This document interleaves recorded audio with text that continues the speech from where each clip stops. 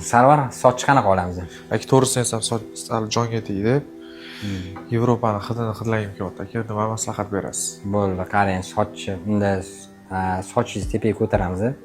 Italyanskiy prichoska qilamiz. Yonlaringizda sal объем juda ham ko'p. Sal объемsizroq qilamiz. Yonlaringizni orqaga taraymiz. Soqolingizga keladigan bo'lsa, soqolingizni qarang, mamtingizda soqolingiz yo'q. O'shanga soqolingizni mamtdan plavniy переход qilib olib tashlaymiz mamtdan. Mamtlaringiz kvadratni bo'lib chiqadi, yuzingizda skula bo'ladi. Mamtingiz sal ingichkaroqligini hisobiga. Chiroyli bo'ladi. Qani, tayyormisiz?